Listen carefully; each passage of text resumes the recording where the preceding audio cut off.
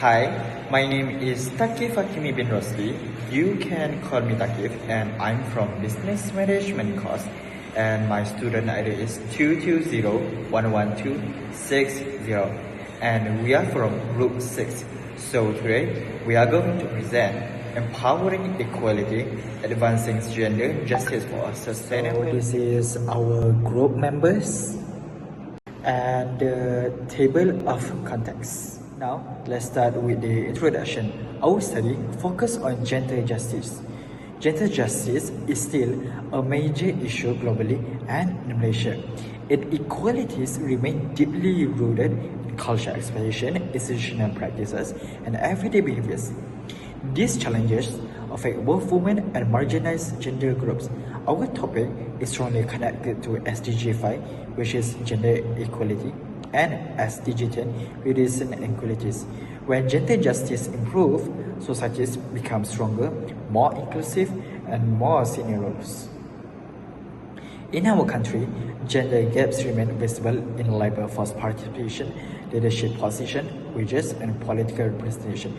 Even though many women are highly educated, they are still underrepresented in senior roles.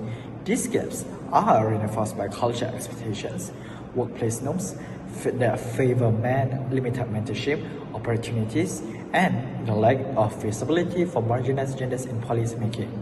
Our study aims to explore how awareness, attitudes, and everyday behaviors influence gender equality. We examine gender role perceptions, decision-making practices, and structural barriers within social and institutional contexts. For our finding of this study, we can support the development of more inclusive policies, educational programs, and institutional reforms. This contributes to a more equitable and sustainable nation. Next is problem statement. Gender inequality remains a persistent issue in Malaysia. It reflected in the MGGI score of 0.705. Inequalities continue across economic participation, leadership, political representation, and social empowerment. National statistics show the scale of gender gaps, but they do not explain the deeper social, culture, and institutional mechanisms that keep these inequities in place.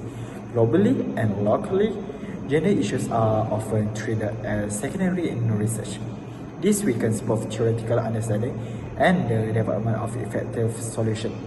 Structural and cultural barriers reinforce each other. Social expectations shape gender roles, while institutional policies are often inconsistently applied or weakened by cultural norms. Although gender policy exists on paper, implementation often fails to reflect women's real experience, creating a wide gap between formal equality and everyday reality.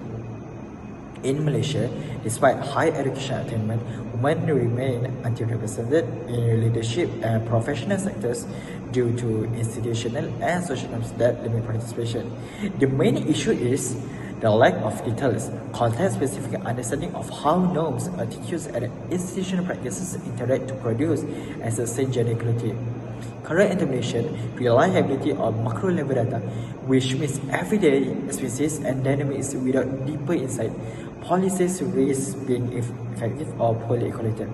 By combining macro-level data with micro-level insight, this study provides evidence-based guidance aligned with SDG 5 and SGTs, which support more inclusive, effective, and sustainable Hi sir, strategies. my name is Muhammad Faris Azhar bin Azruniza. I am business management student and today I will talk about the objective of this study. So for this study we have three objectives. Number one, we want to explore how gender role perception affects support for inclusive campus policies. Next, we want to identify social, cultural, and institutional factors that contribute to gender disparities in opportunities and leadership. And lastly, we want to evaluate how gender inequalities affect student access to education, leadership, and support for gender inclusive policies aligned with SDG 5. So next, I will talk about research question. Now, I will discuss about our research question. So for the research question, we have developed three critical questions that align with our objective earlier. So one of them is, how does the study intervention or framework specifically address the systematic barriers such as economic, political, or social in Malaysia that hinder gender justice in the context of sustainable development. Next, what is the measurable impact of the implemented strategies on enhancing the agency and participation of women and marginalized gender in a sustainable development initiative? And lastly, for our research question is, how do the key findings contribute to the achievement of a specific sustainable development goals such as SDG 5, and what broader implication do they hold for advancing gender justice globally? So that's all from me. Thank you, sir. Hi, my name is Chris Natalie. I'm from Business Students. My student ID is 24001916. This methodology for research design our study used a quantitative survey to measure students' awareness, attitudes, and challenges related to gender equality on campus. This method helped us gather data quickly and analyze it statistically. We also linked the study to SDG 5 to show its importance for sustainability. Data were collected through Google Form for SI, access and organize error-free responses. The methodology for sample size and parameters, we surveyed 100 UTP students ranged age 18 until 23, randomly selected to answer diversity in gender programs and backgrounds. University students were chosen because their daily experiences influenced their views on gender equality. A sample of 100 gives enough data to observe trends and understand campus perceptions. The methodology for data collection, we use a structured survey created on Google Forms based on gender equality and sustainability research. The survey included multiple choice, tick box, Likert scale, 0 until 10 rating, and open-ended questions to capture student views and experience. The online format made it easy for students to participate, and Google Forms help organize all responses clearly for analysis.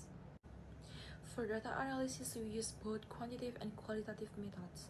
Descriptive statistics and visual charts were used to identify patterns in students' awareness and attitudes. For the open-ended question, we applied thematic analysis to highlight recurring ideas about gender justice. By combining both methods, we gain a clearer understanding of the barriers and opportunities related to gender equality on campus, supporting the study condition to SDG 5 and SDG